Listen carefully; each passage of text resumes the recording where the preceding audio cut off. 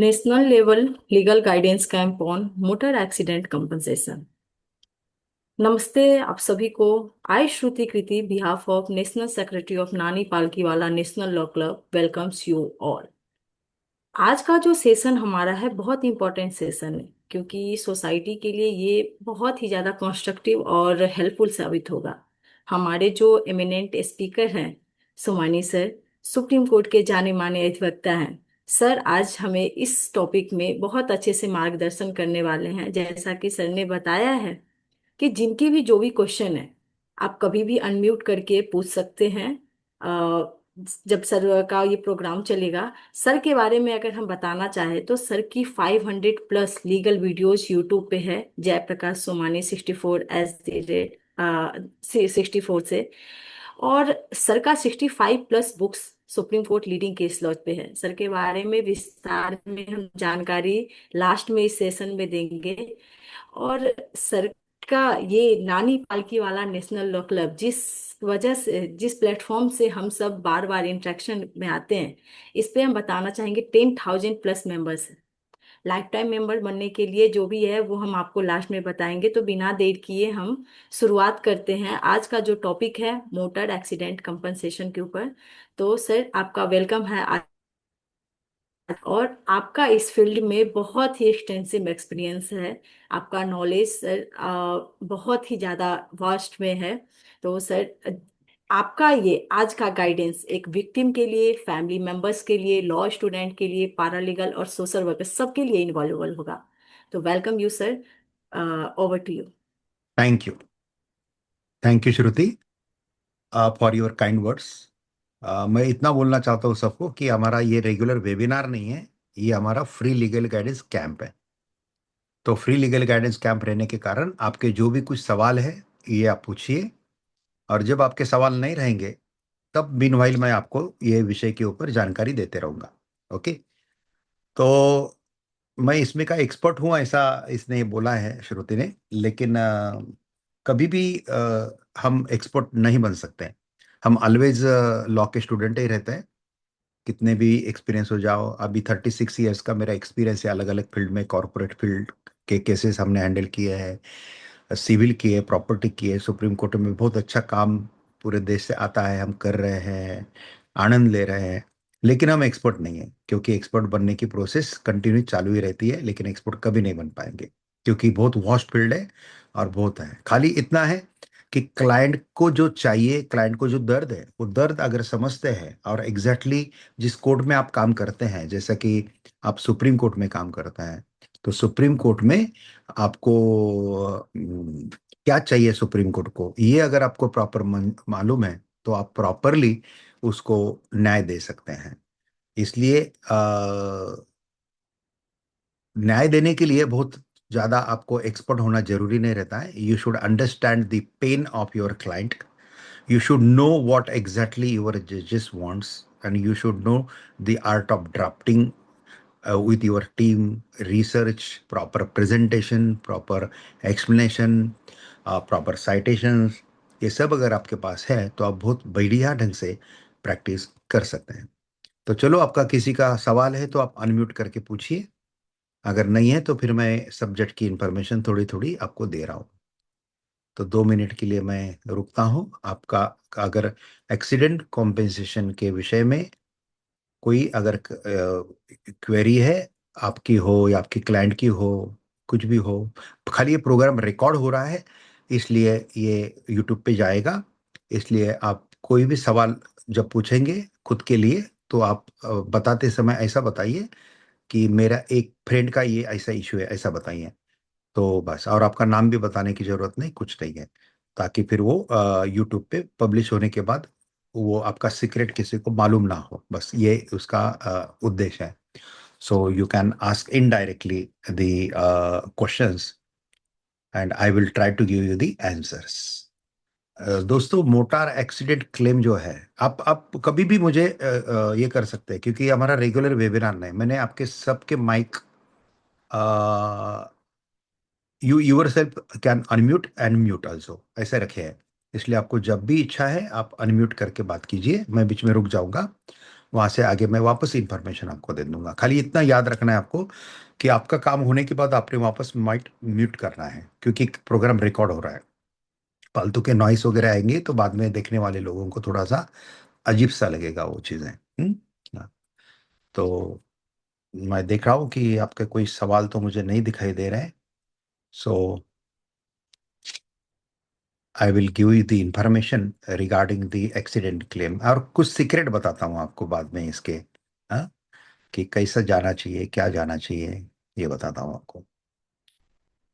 तो दोस्तों, motor accident compensation जो है, ये मोटर व्हीकल एक्ट 1988 के अंदर आता है, और ये टाइम टाइम पे अमेंड हुआ है, और लेटेस्ट अमेंडमेंट इसका 2019 में हुआ है।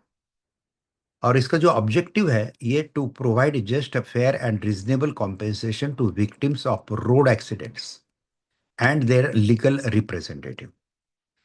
तो विक्टिम को जो एक्सीडेंट में जाता है या इंजर्ड होता है या परमानेंट डिसेबल होता है, उनको या उनके रिप्रेजेंटेटिव को ये क्लेम मिलने के लिए मदद करता है। What is the objective of the motor vehicle act? The Act seeks to provide speedy compensation to accident victims.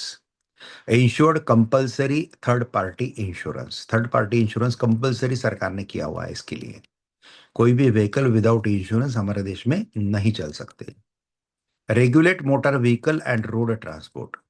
Promote road safety, ये लॉ का सब उद्देश्य है। Provide statutory compensation in cases of death and permanent disability. Established motor accident claim tribunals. तो अभी बहुत अच्छा speedy चल रहा है मोटर मोटर एक्सीडेंट क्लेम के ट्राइब्यूनल अलग रहने का नाम एमएससीटी, जिसको हम बोलते हैं मोटर एक्सीडेंट क्लेम। तो ये अलग होने के कारण बहुत अच्छे इसका रिजल्ट आ रहा है। इसके बाद हाई कोर्ट में अपील जाता है, और उसके बाद सुप्रीम कोर्ट में अपील आता है। रिलेवेंट अथॉरिटी जो है ये मोटर एक्सीडेंट क्लेम के, वो है motor accident claim tribunals, police authorities है, इंश्योरेंस कंपनीज है, स्टेट ट्रांसपोर्ट अथॉरिटीज है, हाई कोर्ट्स है एंड सुप्रीम कोर्ट है। ये रिलेवेंट अथॉरिटीज है। कितने टाइप्स के एक्सीडेंट क्लेम मिलते हैं लोगों को? तो एक है फैटल एक्सीडेंट क्लेम्स। दोस्तों, बीच में किधर भी आपको डाउट है, आपको क्वेरी है, अ, कोई प्री लीगल गाइडेंस के कैंप के लिए आया है, तो वो पूछ सकता है। ये याद रखना, क्योंकि ये प्री लीगल गाइडेंस कैंप है। खाली वो एम्प्टी नहीं जाना चाहिए, इसलिए मैं खाली आपको ये इसमें एम्प्टी प्लेस में इंफॉर्मेशन भरने का काम कर रहा हूँ। Personal injury fatal accident claim है, filed by the legal representative of deceased. जब कोई एक्सीडेंट में जाता है, तो उसका लीगल रिप्रेजेंटेटिव इसका क्लेम फाइल कर सकता है। पर्सनल इंजुरी क्लेम जो है, वो फाइल्ड बाय इंज्योर्ड विक्टिम, जो जख्मी हुआ है वो खुद फाइल करता है। Permanent disability claims, where disability affects earning capacity. चौथा प्रकार है कॉम्पेंसेशन मिलने का, property damage claim, then hit and run accident claim, then no fault liability claims. ऐसे 5-7 प्रकार के ये हैं। अभी important provisions of motor vehicle act. Motor vehicle act की इंपॉर्टेंट प्रोविजंस बताता हूं मैं आपको सेक्शन के साथ। सेक्शन 134 है duty of driver in case of accident. ये याद रखना, जब आप अपीलेट कोर्ट में काम करते हैं, जैसे हाई कोर्ट या सुप्रीम कोर्ट में, या एक्सीडेंट ट्राइब्यूनल में काम करते हैं, तो आपको ये सब मालूम रहना बहुत जरूरी है as a lawyer. And as a general citizen, आपको ये सबको मालूम होना चाहिए, क्योंकि कब किसी के ऊपर क्या प्रसंग आएगा ये बोल नहीं सकते। मेरे तो आपको शुभकामनाएं हैं कि आपका, आपके फैमिली मेंबर का किसी का भी एक्सीडेंट कभी ना हो, आपको इसकी ज़रूरत ना पड़े।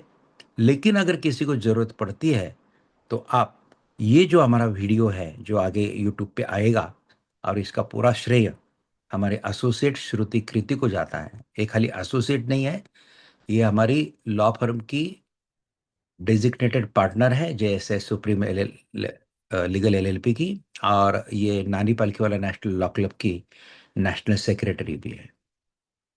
दिखने में छोटी है भी वो छोटी है, बहुत ज़्यादा बड़ी नहीं है, लेकिन बहुत अच्छा अचीवमेंट उसका है, बहुत अच्छा रिसर्च है, बहुत अच्छा काम है। कभी भी सुप्रीम कोर्ट के लिए कोई भी हेल्प चाहिए तो आप एडवोकेट श्रुति कृति के थ्रू मुझे कांटेक्ट कर सकते हैं। श्रुति कृति ये उसका नेम है। आपको लगेगा भाई श्रुति उसका नाम है, कृति उसका सरनेम है, ऐसा नहीं है, श्रुति कृति ही उसका नेम है। Then section 134, duty of driver in case of accident. Then 146 compulsory third party insurance है। 147 है रिक्वायरमेंट ऑफ इंश्योरेंस पॉलिसीज। 149 है duty of insurer to satisfy awards. 161 है compensation in hit and run cases. 162 है scheme for compensation. 162 scheme for compensation है। 164 compensation on no fault basis है। 166 application for compensation before MSCT. MSCT बोले तो motor accident claim tribunal. 168 award of compensation, 169 procedure and power of MSCD, and 170 defense by insurer in certain cases. Insurance बोले तो insurer company. 173 appeal to high court. कानून में provision supreme court में appeal की नहीं है, लेकिन आर्टिकल 136 के अनुसार आप स्पेशल लीव पिटिशन में हाई कोर्ट के ऑर्डर के बाद आ सकते हैं, provided that you should have a substantial question of law. Substantial question of law के ऊपर कल हमारा एक पॉडकास्ट रिकॉर्ड हुआ है। एक दो दिन में वो यूट्यूब पे आएगा जरूर। और वो बहुत अच्छा है। मेरी दूसरी एसोसिएट है पूजा राय, उसने वो किया है। सो ये बहुत वैल्यूएबल इनपुट मिलेगा उसको। काफ़ी काफ़ी काफ़ी अच्छे अच्छे लोगों को समझ में नहीं आता है कि what is a substantial question of law, what is a legal question of law, what is a simple question of law, what is the difference between they, कौन से सुप्रीम कोर्ट के केस में इसको एक्सप्लेन किया गया है। वैसे काफ़ी उल्टे पलटे सवाल वो पूजा ने मुझे पूछे हैं और मैंने उसको जवाब देने की कोशिश की है। वो आपको मिलेगा। Yeah. और जो जो आपको मिलते हैं उसका रिमार्क देते रहिए, कमेंट बॉक्स में डालते रहिए, और आपको जो आगे कौन से पॉइंट के ऊपर गाइडेंस चाहिए वो भी बताते रहिए। और श्रुति कृति अभी 29 तारीख 30 तारीख को दिल्ली में आएगी। तब उसके बाद हम एक अभी रोटरी क्लब न्यू दिल्ली के अध्यक्ष बन रहे हैं 1 जुलाई से। तो वो मेरा पॉडकास्ट लेने वाले, इंटरव्यू लेने वाली हैं कि नई दिल्ली के अध्यक्ष। अगर आपको इंटरेस्ट है तो आप बताइए, तो फिर वो पॉडकास्ट भी वो डायरेक्ट हमारे नानी पालकीवाला नेशनल लॉ क्लब के थ्रू डायरेक्ट क्या बोलते हैं डिक्लेयर करके ले लेगी। और वो रिकॉर्ड होगा, और उसमें रोटरी क्लब का मेंबर क्यों बनना चाहिए, क्या बेनिफिट मिलता है। मैं एट द एज ऑफ 22 से रोटरी क्लब का मेंबर हूँ। आज मैं 62 रनिंग करता हूँ। तो मेरे जीवन में बहुत अच्छा लायन शेयर जिसको बोलता है करियर में, ये रोटरी का रहा है। तो ये सब के ऊपर वो मुझे सवाल पूछेगी, उसके मैं जवाब दूंगा। बहुत अच्छा एक वेबिनार होने वाला है।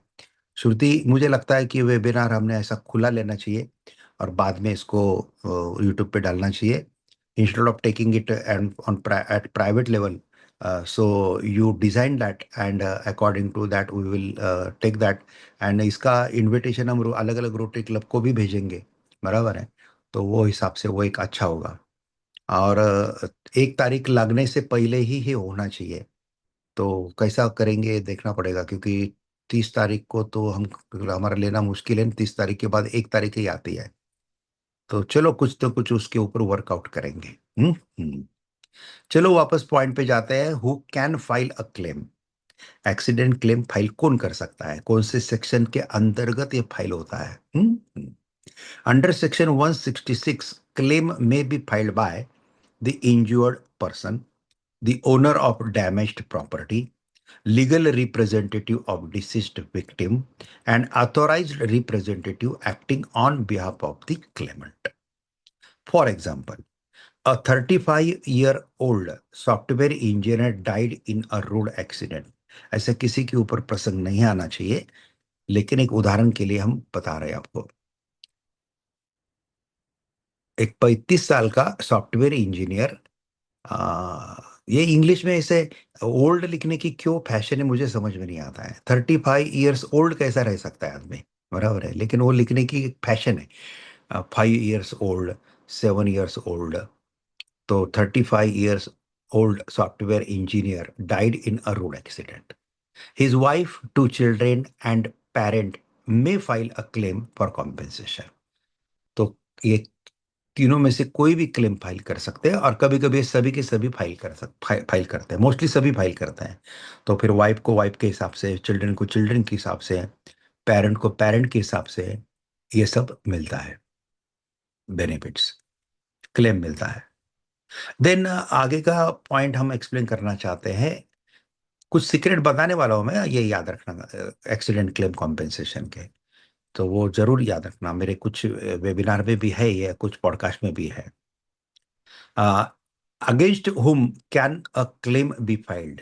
किसके अगेंस्ट आप क्लेम फाइल कर सकते हैं, कौन फाइल कर सकता है, ये हमने पहले देखा 166 सेक्शन के अनुसार।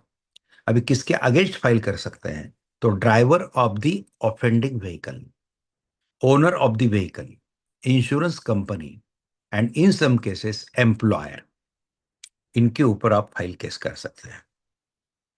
देन थोड़ा सा इंफॉर्मेशन आपको देते हैं, motor accident claim tribunal. So MSCT has jurisdiction to adjudication. ये जो मोटर एक्सीडेंट क्लेम ट्राइब्यूनल है ना, इनका जुरिडिक्शन है डेथ क्लेम के लिए, इंजरी क्लेम्स के लिए, disability claims, property damage claims arising from motor accident. The tribunal follows a summary procedure to facilitate speedy justice. तो समरी प्रोसीजर जैसा एक ट्रायल चलता है।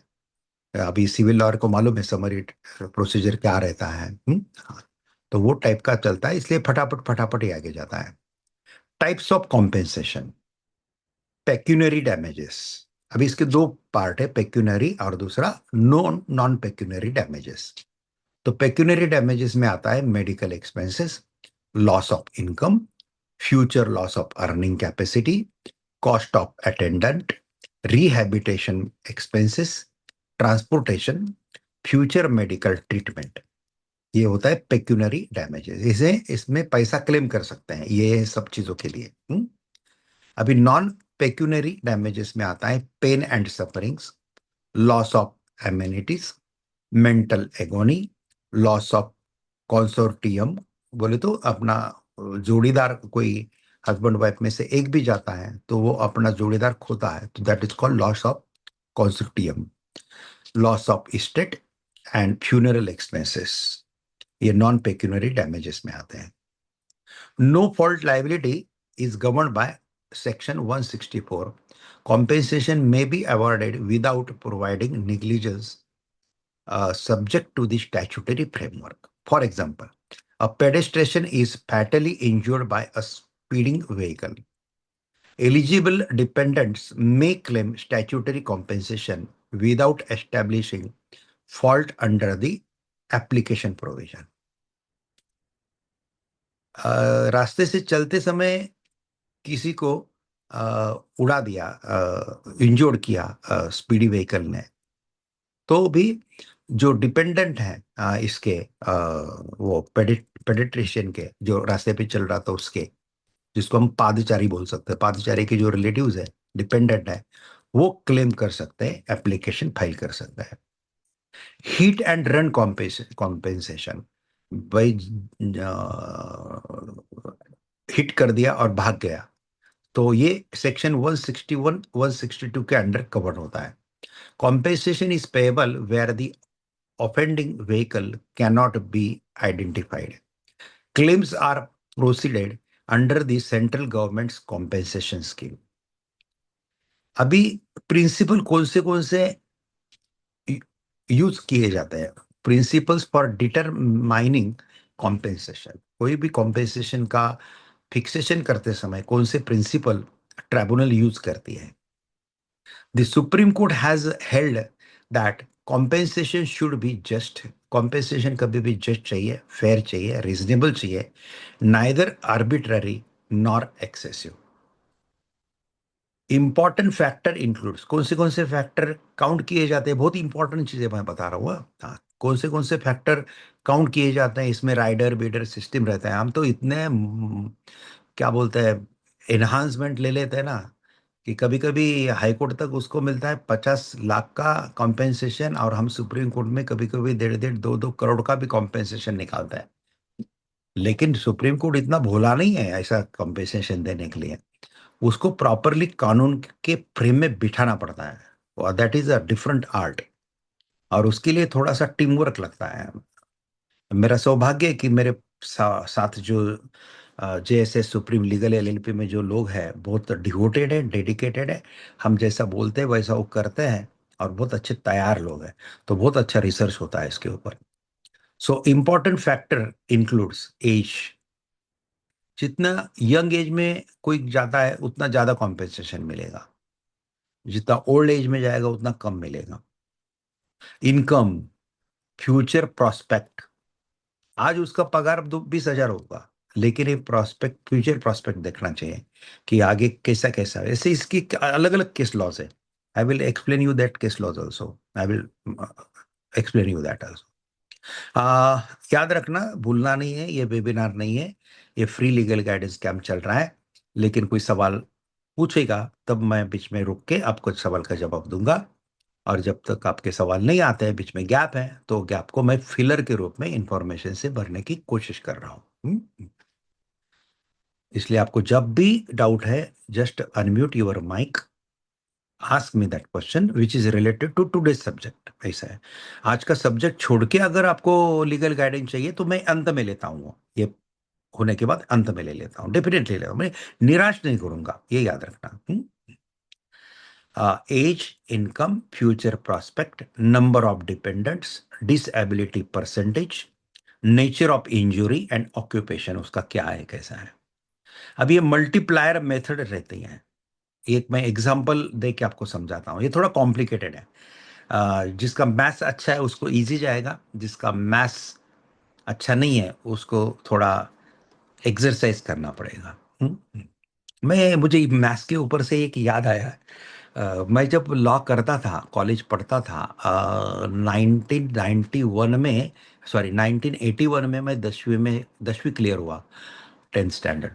तो 1980 में मैंने एंट्री किया 10वीं में, और उसके पहले से यानी कि 9th क्लास से मैं मैथमेटिक्स के क्लासेस लेता था, मैथ्स के, और 9वीं में लेता था मैथ्स के क्लासेस, फिर 10वीं में लिया। और मुझे कोई पैसा ही नहीं देता था, तो सब फ्रेंड ही मेरे क्लास को से आते थे। आ, एक तो मैं मांगता ही नहीं था, क्योंकि मालूम था कि मांगने के बाद कोई पैसा देने ही वाले नहीं, कोई फ्रेंड ही है, देने वाला नहीं है। तो लेकिन वो फ्रेंड भी मेरे बहुत ईमानदार थे, कोई रूम झाड़ने का काम करता था, कोई ब्लैक बोर्ड पूछने का काम करता था। लेकिन जब मैं पढ़ाता था ना तो मुझे बहुत रिस्पेक्ट देते, एज ए टीचर रिस्पेक्ट देते थे, कभी भी सिंगुलर से नहीं पुकारते थे। हाँ, एक बार क्लास खत्म हो गया कि फिर एक आधा फ्रेंड मुझे लात मार के भी जाता था, वो बता लगे। लेकिन मैं जब 11th में गया तब मुझे याद है कि मैंने 12 रुपये महीना फिर चार्ज किया फी, ऐसे करते करते गया। और आगे चल के मैं ग्रेजुएशन किया, अर्न एंड लर्न करते करते इधर क्लासेस चालू हो गए। जब मैं क्लासेस छोड़ा तब 800 विद्यार्थी संख्या थी। फिर लॉ की प्रैक्टिस, लॉ ग्रेजुएट होने के बाद लॉ की प्रैक्टिस शुरू किया, सब हुआ। तो ये बताने का तात्पर्य ये है कि मैं मैथ्स में कितना होशियार था ये तो लोग ही बताएंगे मुझे, मेरे स्टूडेंट ही बताएंगे। मेरे कम से कम 10,000 से ज़्यादा स्टूडेंट मैंने पढ़ाए हुए हैं मैथमेटिक्स के। सो श्रीरामपुर में, अहमदनगर जिला, अभी अहिल्या नगर बोलते हैं उसको, महाराष्ट्र में है। वो जिले में श्रीरामपुर तालुका है, वहाँ पे मैंने पढ़ाए हुए हैं। और उस जमाने में ऐसा था कि कितना भी डल बच्चा हो मैथ्स का, मैं खाली 5 दिन में, ओनली 5 डेज, रोज 1 घंटा, 5 दिन में उसको मैथ्स का लाइकिंग डेवलप करता था। और एक बार उसका लाइकिंग डेवलप होने के बाद डल टे डल बच्चा भी शार्प हो जाता था। ऐसा वो एक इतिहास बन गया था। इसलिए दोस्तों, कोई भी चीज टफ नहीं रहती है, खाली वो ग्रास्प करने का टेक्निक किसी ने सिखाना चाहिए आपको।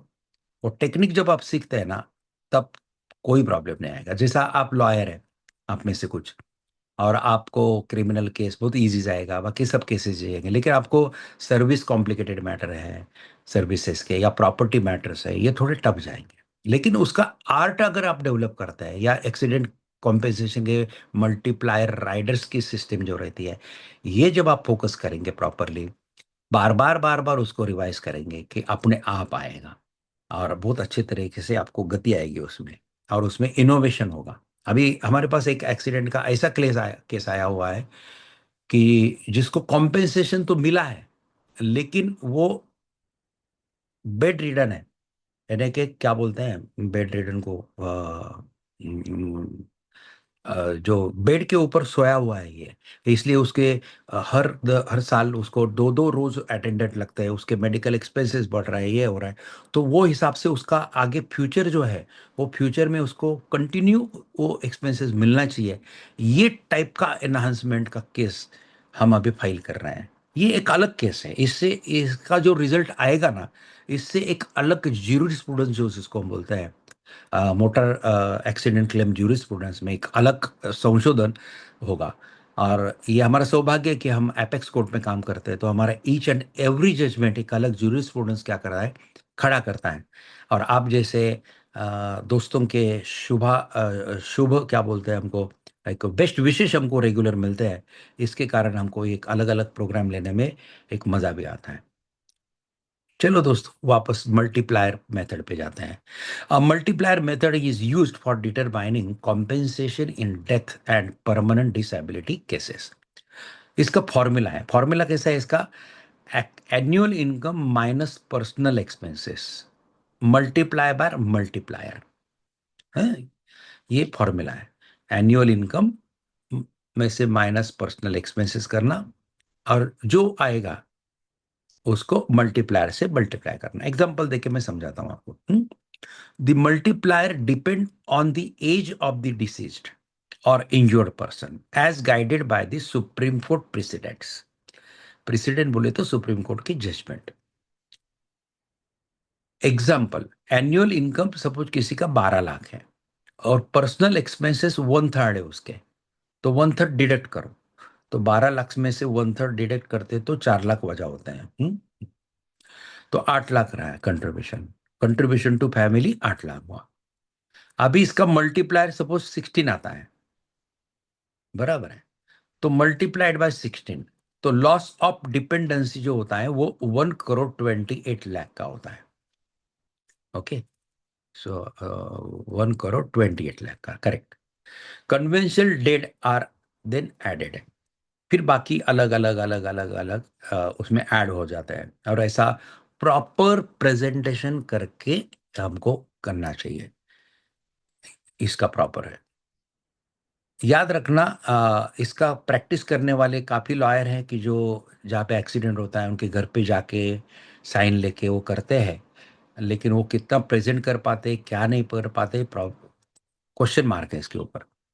लेकिन जो अच्छे लीडिंग लॉयर है वो तो घर पे आके आपका केस नहीं लेके जाएंगे किसी का, ये याद रखना, कि because they don't have time to go and there.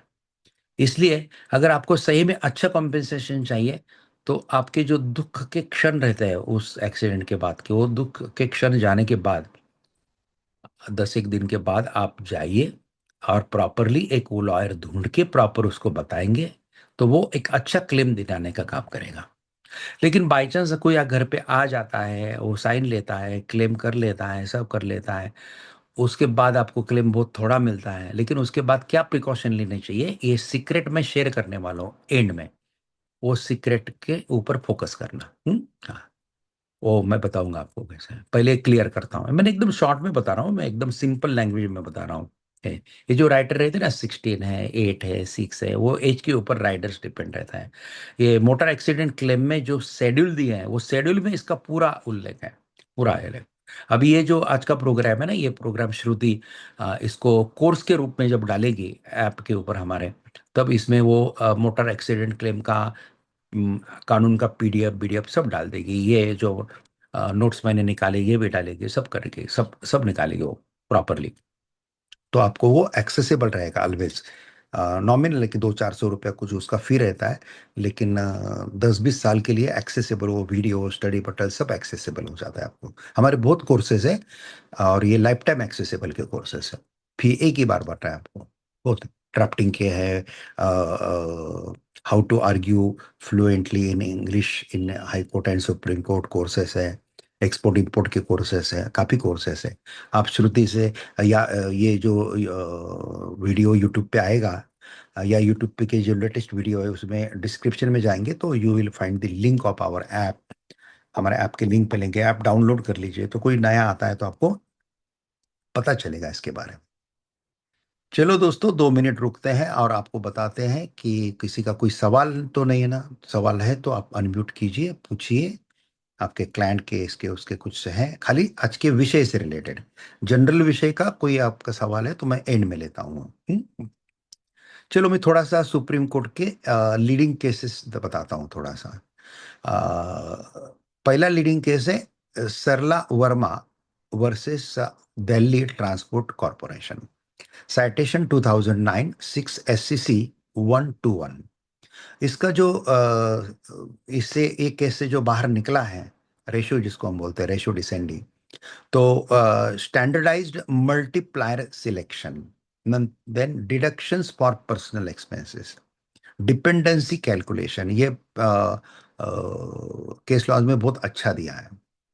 This is the foundational judgment for compensation calculation. ये फाउंडेशनल जजमेंट है, ये जरूर पढ़ना चाहिए दोस्तों। क्योंकि क्या रहता है कि लॉ लॉ की जगह पे रहता है, लॉ एक थ्योरी है, और किसी भी कोर्ट का जजमेंट जो रहता है वो प्रैक्टिकल एप्लीकेशन होता है वो थ्योरी का। इसलिए जब तक हम जजमेंट नहीं पढ़ेंगे तब तक थ्योरी का प्रैक्टिकल एप्लीकेशन हमको समझ में नहीं आता है दोस्तों। ये चीजें इंपॉर्टेंट है। सेकंड केस है national insurance company limited versus Pranay Sethi. Citation 2017 16 SCC 680। Ratio इसका है constitution bench laid down addition for future prospect. Future prospect का एडिशन ये केस से शुरू हुआ है दोस्तों। Addition for future prospect. Suppose कोई आज बैंक का क्लर्क था और उसका पगार सपोज आज था 50,000 रुपये या 70,000 रुपये है, लेकिन इसका उम्र आज 40 वर्ष का है, और ये परमानेंट डिसेबल हो जाता है, काम नहीं कर पाता है, तो इसका फ्यूचर प्रॉस्पेक्ट भी ख्याल में रखना चाहिए कि भाई ये अगर और 10 साल के बाद कहाँ प्रमोट होता था, और 10 साल के बाद कहाँ होता था, रिटायरमेंट में इसकी क्या सिचुएशन थी, वो सब कैलकुलेशन में लेके इसका कॉम्पेंसेशन देना चाहिए। और वो वन टाइम कॉम्पेंसेशन मिलता था अभी तक। लेकिन मेरे पास जो केस आया है, ये जब मैं अभी पुटअप करूंगा, उसको आर्ग्यू करूंगा, तब उसको कंटिन्यू जो एडिशनल एक्सपेंसेस फ्यूचर में लगने वाला है, इसके लिए भी एक अलग ज्यूरिस्प्रूडेंस जो है ये हम डेवलप करेंगे। कुछ ज्यूरिस्प्रूडेंस उसके ऑलरेडी है, लेकिन कुछ हम एडिशनल डेवलप करने वाले हैं दोस्तों इसमें। देन तीसरा जो है एडिशन टू फ्यूचर प्रोस्पेक्टस, दूसरा जो है standard amount under conventional heads, then uniform principle for compensation. Then तीसरा एक केस लॉज है Magma general insurance company limited versus Nanuram. Citation 2018 18 SCC 130। Ratio recognised spouse consortium, parental consortium, spouse consortium. Consortium का मतलब ऐसा ले सकते हैं आप, बिछड़ने का दर्द ऐसा ले सकते हैं। भाई वो बिछड़ गया तो उसका दर्द होता है। I don't know exactly perfect meaning का, हम अभी इंग्लिश में ही आर्ग्यू करते हैं तो हमको वो मीनिंग कोड को बताने की जरूरत नहीं पड़ती है, लेकिन वेबिनार में थोड़ा सा लगता है तो आप थोड़ा सा अंदाजा लगा सकते हो उसका। Parental consortium, consortium, then filial consortium. ये सब इसमें ये केस लॉज में क्या किया है, एक्सप्लेन किया है। Magma general insurance company limited versus Nanuram में। देन और एक केस है, दो केसेस और देने वाला हूँ, 2-3 केसेस दूंगा और आपको। United insurance company, united India insurance company limited versus Satyendra Kaur. Citation 2021 SCC 780। ये 2021 का केस है। Ratio clarified the award of consortium and conventional head in line with earlier constitution bench ruling. Then Rajkumar versus Ajay Kumar. 2011 1 SCC 343.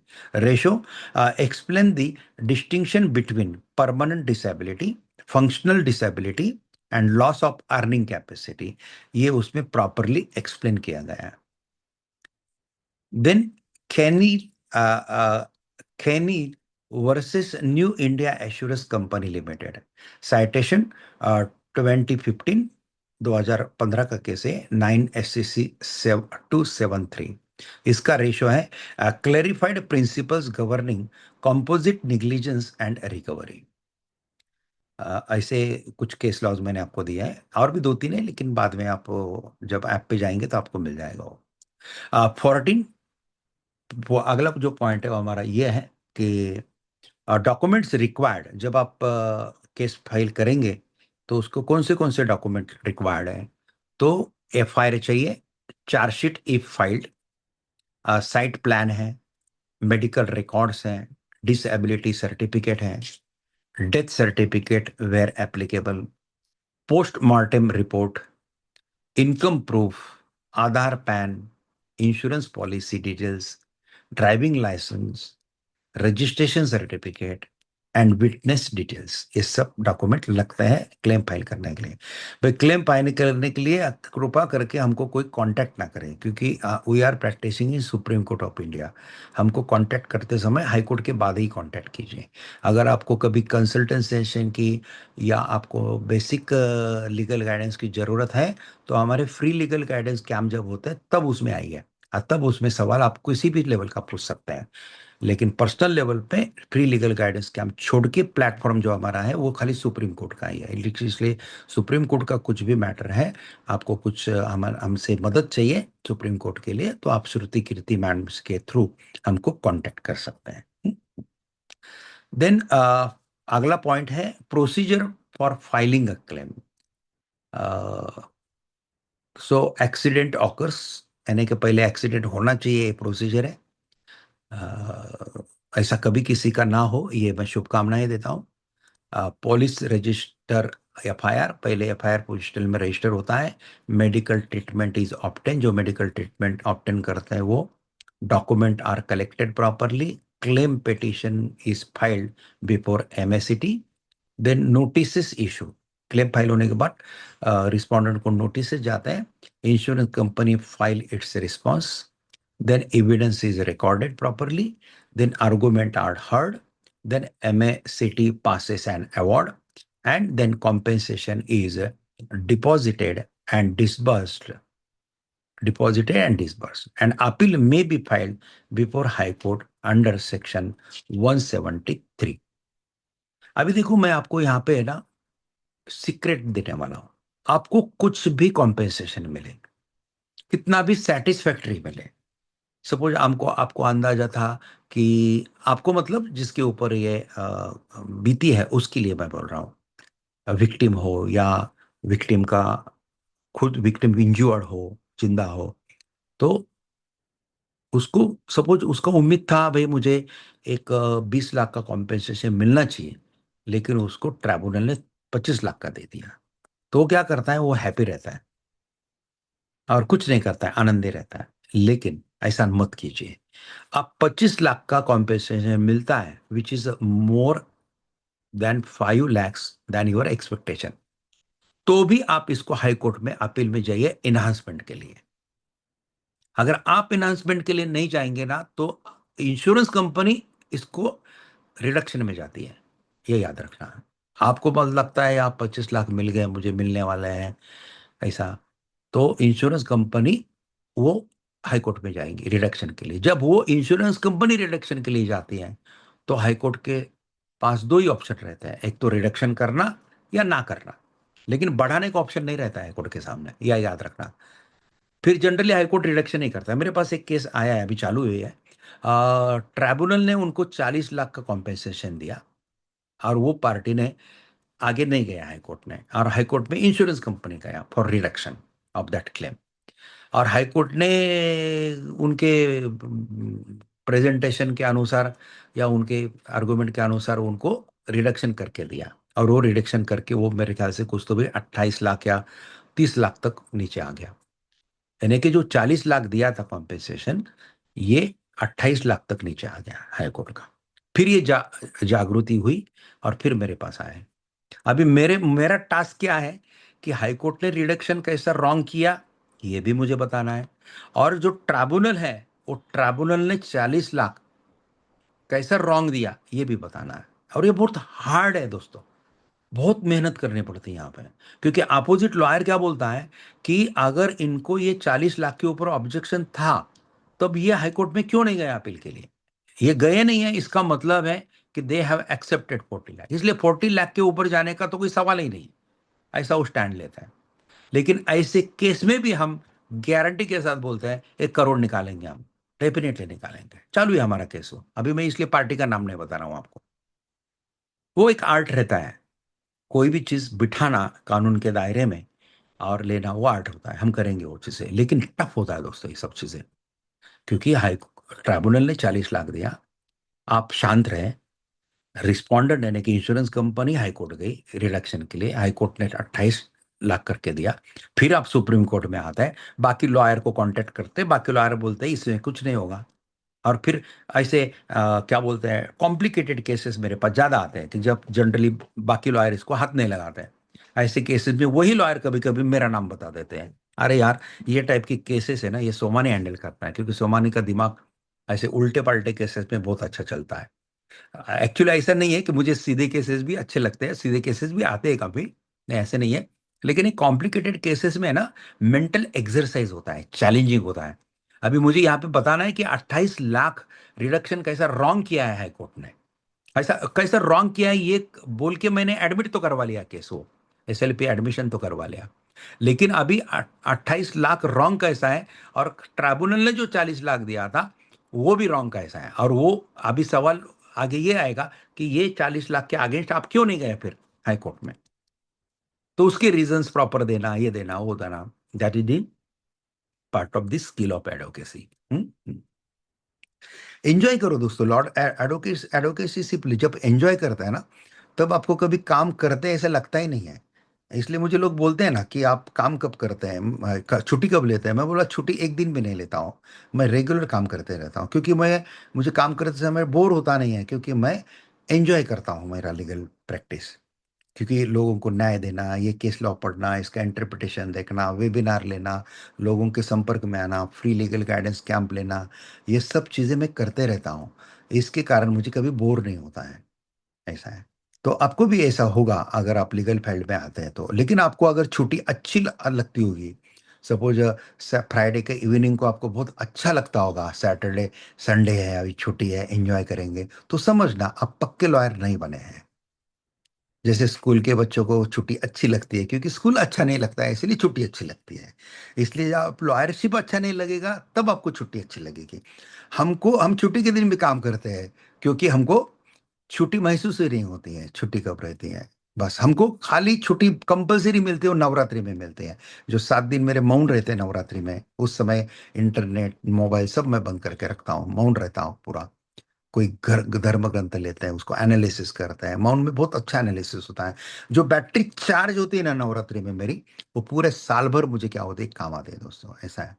तो उतना ही मूल्य मिलता है। बोलने का तात्पर्य ये है कि हमको लॉ में एंजॉय करते आना चाहिए। लॉ में जब एंजॉय करेंगे ना, तब कब आप प्रसिद्ध लॉयर बनेंगे पता भी नहीं चलेगा। तो चलो कहाँ तक आए थे हम, नोटिस आर इशूड, इंश्योरेंस, हाँ अपील तक आए थे। हाँ अभी हाई कोर्ट में अपील, तो आपको कितना भी सेटिस्फैक्टरी कॉम्पेंसेशन मिले, आप एनहांसमेंट में हाई कोर्ट में जाइए, ओके, ताकि अपोजिट पार्टी रिडक्शन के लिए ना जाए। हाँ आपने एनहांसमेंट में जाने के बाद फिर अपोजिट पार्टी अगर रिडक्शन के लिए अलग भी जाती है तो आपका स्टेक पहला रहता है, ये याद रखना। जनरली जाती नहीं हो, फिर वो आपके आपके पिटीशन में ही रिडक्शन करने की कोशिश करती है, लेकिन वो होता नहीं है।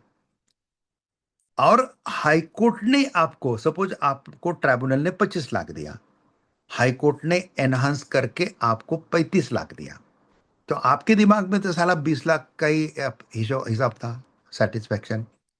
तो 25 लाख है, सोमानी सर के गाइडेंस के अनुसार आप हाई कोर्ट में एनहांसमेंट के लिए गए, तो 35 लाख मिल गया, आप तो खुश है, तो भी खुश मत रहिए। तो भी आप क्या करो, सुप्रीम कोर्ट में आप ही आओ अनाउंसमेंट करने के लिए वापस 35 लाख का। अगर आप नहीं आएंगे तो अपोजिट पार्टी जाएंगी रिडक्शन के लिए सुप्रीम कोर्ट में। आप घर पे बैठे रहेंगे ना, अचानक एक दिन आपको नोटिस आएगा सुप्रीम कोर्ट का, फिर आप गड़बड़ा जाते हैं। ऐसा है। ऐसे भी केसेस हमारे पास आते हैं, लेकिन हम उसको भी फेस करते हैं, लेकिन ये टफ होते हैं फिर हमारे फेस के लिए।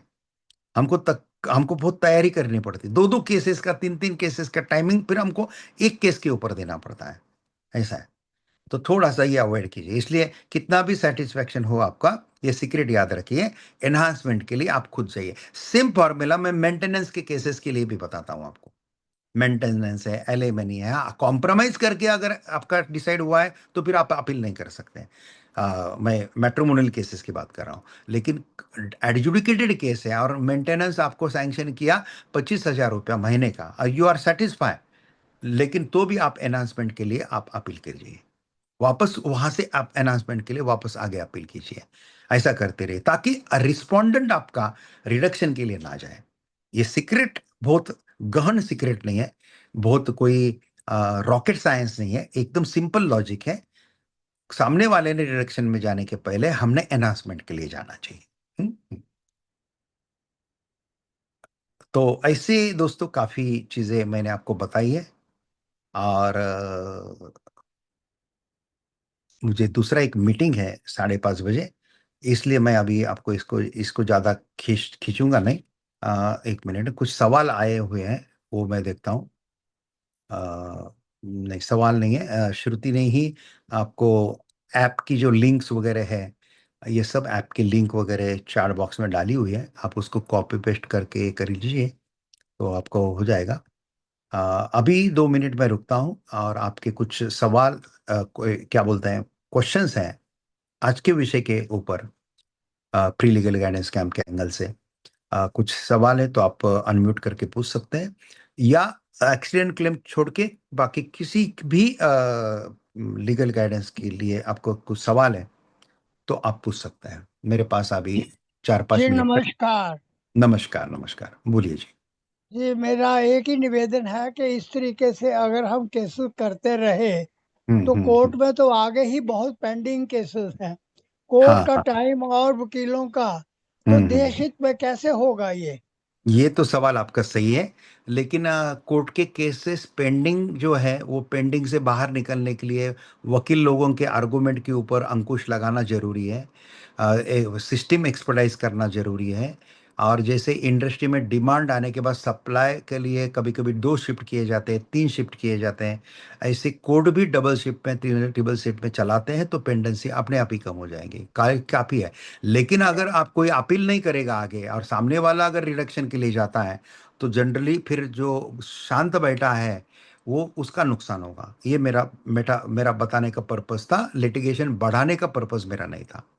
पर देश हित कहाँ पर है? देश हित तो कोर्ट में ना जाने में ही देश हित है। देश हित की बात बहुत अच्छी की आपने। हाँ, मैं सबको आह्वान करता हूँ कि मेरे काफी वीडियो में है कि कोर्ट में आना ही देश हित में नहीं है। क्योंकि ए और बी अगर दोनों बिजनेसमैन हैं और दोनों झगड़ते हैं और उनका कॉम्प्रोमाइज टाइम पे नहीं होता है, तो ये कोर्ट में आते हैं, तो दोनों का प्रोडक्टिविटी हैमर होता है, वकील लोगों का खाली फायदा होता है, दोनों परेशान होते हैं, इनकम उनका कम हो जाता है, प्रोडक्टिविटी हैमर होता है, और ये देश के हित में नहीं है। इसलिए कोर्ट में आना ही देश के हित में नहीं है, इसलिए कोर्ट में आना अवॉइड कीजिए। लेकिन जब आते हैं, कभी कभी बला आ जाती है, हम खुद नहीं झगड़ते हैं, लेकिन कभी बला आ जाती है, कभी कोई धक्का मार के जाता है, कोई एक्सीडेंट कर लेता है, या कोई अननेसेसरी संकट में अटकते हैं। कभी कभी हम कुछ नहीं, एयरपोर्ट पे बैठे रहते हैं, कुछ नहीं, लेकिन हम टॉयलेट के लिए जाते हैं, लेकिन बैग एयरपोर्ट पे चेयर पे ही छोड़ जाते हैं, और कोई आके उसमें ब्राउन शुगर का पाउच डाल देता है, और फिर कहाँ पे चेकिंग में आपका ब्राउन शुगर निकल जाता है। ऐसे संकट में फालतू के आप अटक जाते हैं, तब तो लिटिगेशन में आना ही पड़ता है। इसलिए हार्दिक हाँ, धन्यवाद जी। हाँ, हाँ, ये इसलिए होके आना नहीं चाहिए, और आने के पहले कॉम्प्रोमाइज करने की कोशिश करो, वो ज़्यादा अच्छा रहता है। तो फिर आपको कोई कही है, बहुत अच्छा सवाल पूछा है आप। हाँ, हाँ। ठीक है, और किसी को कुछ पूछना है? और जरूर आप श्रुति आपको हमारे रिव्यू का लिंक भेजेगी। वो आप लिंक जो है वो लिंक पे जाके रिव्यू दीजिए हमारे गूगल माई बिजनेस के अकाउंट के ऊपर। आपको ये प्रोग्राम कौन से स्टार का लगा, आपको 5 स्टार लगा तो 5 स्टार दीजिए, आपका रिमार्क भी डालिए। हमारे जितने भी अकाउंट है हर अकाउंट में अंदर जाके प्रॉपरली उसका रिमार्क दीजिए, वो स्क्रीन शेयर कीजिए श्रुति के साथ। और हमारे नानी पालकी वाला नेशनल लॉ क्लब को एक्सपांड कीजिए, बाकी लोगों के लिए भी ये भेजते रहिए, मैक्सिमम लोगों को जोड़िए। हमको 2 लाख तक इसका, 2 लाख से आगे इसका लाइफ मेंबरशिप लेके जाना है। और लाइफ मेंबर के बारे में आपको कैसा लाइफ मेंबर बनते हैं, क्या बनते हैं, ये श्रुति अभी आपको एंडिंग में बताएंगी। हाँ, मैं एक श्रुति 1 मिनट मुझे करना। हाँ, हम बॉम्बे ब्रांच हमारी 1 तारीख से चालू कर रहे हैं। और बॉम्बे ब्रांच के लिए हमको एक जूनियर एसोसिएट चाहिए कि जो 1 साल से ज़्यादा एक्सपीरियंस का हो, यंग हो डेफिनेटली। और हमारा परेल में ऑफिस है, परेल ऑफिस उसको पूरा मैनेज करना है। और कभी फील्ड पे हाई कोर्ट, डिस्ट्रिक्ट कोर्ट में भी विजिट के लिए जाना है, अलग अलग लॉ फर्म में विजिट के लिए जाना है। बॉम्बे में हमारा वो सुप्रीम कोर्ट का ही सेंटर रहेगा, सुप्रीम कोर्ट के मैटर के लिए ही वो सेंटर रहेगा। तो जैसे सुप्रीम लीगल पी एलएलपी का ही रहेगा। तो आपको किसी को इंटरेस्ट है तो श्रुति आप एक बार वो शेयर कर दीजिए कंसर्न लोगों को, ताकि वो और लोगों को कंसर्न करें। और हम ज़्यादा सीट नहीं भरेंगे, 1 या 2 ही जगह अभी भरेंगे। और फिर जैसा डिमांड रहेगा वैसा फिर हम आगे बढ़ेंगे। अब आज हम अभी बॉम्बे हमारी ब्रांच शुरू कर रहे हैं जेएसएस की। हमारा हेडक्वार्टर दिल्ली में है, जहाँ से मैं अभी आपके साथ बात कर रहा हूँ। और बॉम्बे एक बार एस्टेब्लिश हो जाता है 5-6 महीने में, then we will initiate our branch to Allahabad. Allahabad या इलाहाबाद में हम ब्रांच हमारा एक खोलेंगे जेएसएस का। लेकिन वो हाई कोर्ट के प्रैक्टिस के लिए नहीं रहेगा, वो सुप्रीम कोर्ट के लिए ही रहेगा। तो उस समय उस ढंग के से हम वो वापस उसका नोटिफिकेशन डालेंगे। तो Shruti, now mic is with you, now you can conclude this programme. और बहुत अच्छा सवाल उन्होंने पूछा था, और मेरे मन के दिल की बात हल्का करने का भी उन्होंने मौका दिया था। तो ऐसे ही सज्जन अलग अलग प्रोग्राम को आते रहें।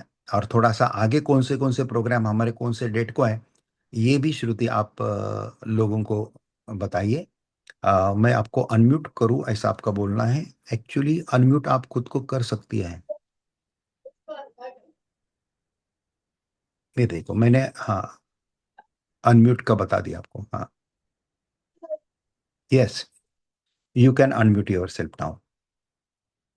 श्रुति, आर यू देयर?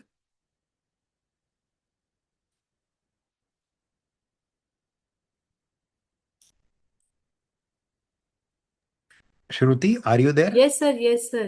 हाँ हाँ हाँ। Now sir, conclude this programme. Yes. Conclude से पहले जनार्दन रेड्डी गजेजा है, उनका भी आई थिंक माइक काफी टाइम से म्यूट था, तो वो क्वेश्चन पूछना चाहते हैं कुछ। Yes yes yes yes.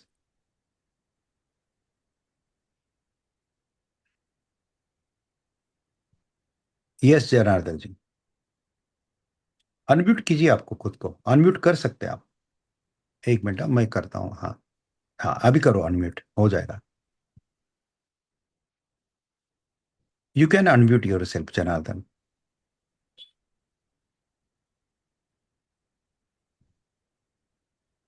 Actually unmutable है, सबके माइक अनम्यूटेबल है, इसलिए तो सवाल पूछ पाए ना अनम्यूट करके। मैंने रखते समय शुरू में अनम्यूट, अनम्यूटेबल, म्यूटेबल, अनम्यूटेबल रखा है।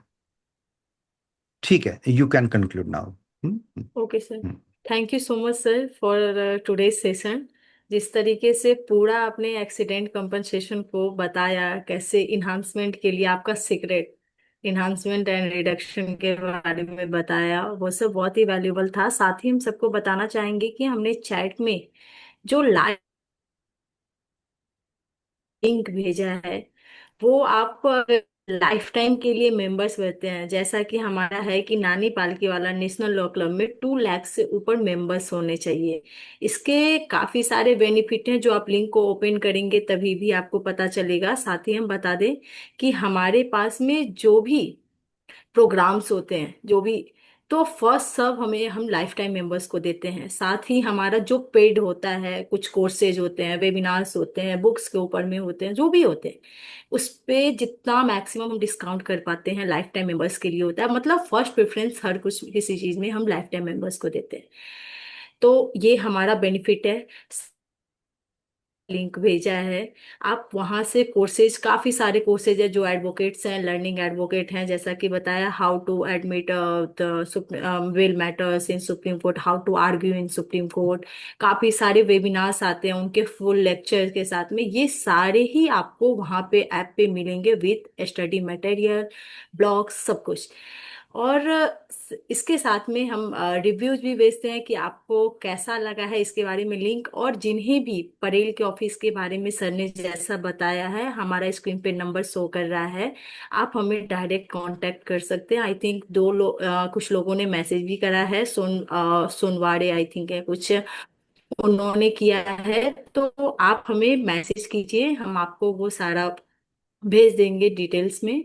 साथ में आज का प्रोग्राम बहुत ही अच्छा हुआ हमारा। हर 2 डेज पे प्रोग्राम होता है और 15 डेज में फ्री लीगल गाइडेंस कैंप होता है। वो फ्री लीगल गाइडेंस कैंप जिसमें आप डायरेक्ट सर के साथ में किसी भी तरीके का क्वेश्चन, लीगल क्वेश्चन पूछ सकते हैं। और जैसा कि सर ने बताया है, सैटरडे का टाइम है 5:30 PM। उस टाइम में भारत के कोई भी नागरिक सर को कॉल करके कोई भी क्वेश्चन पूछ सकते हैं। तो बाकी आपको कोई भी डिटेल चाहिए, आप हमसे पूछ सकते हैं। Thank you so much sir for इतना अच्छा वेबिनार और इतने अच्छे से सारा कुछ बताने के लिए। And specially thank you for your secret. और many many congratulation sir for you are elected for president of rotary club of India. और साथ में आपने जैसा बताया कि हम open public, rotary club of new new Delhi, Delhi, yes. Yes sir. जैसा कि आपने बताया है कि हम ओपन प्रोफाइल पे ये वाला ले लेंगे अपना वेबिनार, और साथ में कि किस तरीके का आपका जर्नी रहा है, क्योंकि मैं खुद बहुत एक्साइटेड हूँ ये आपका सारा जर्नी सुनने के लिए। वैसे मुझे बहुत कुछ आइडिया आ गया है, लेकिन मैं चाहती हूँ कि वो सब लोगों के पास में जाए और उन्हें पता चले कि आखिर ये रोटरी क्लब है क्या। तो हम यस, इसका बहुत जल्द अनाउंसमेंट करने वाले हैं, और जो लोग भी इंटरेस्टेड हैं they can participate. Thank you so much all participants, and thank you so much sir. Thank you, thank you, thank you.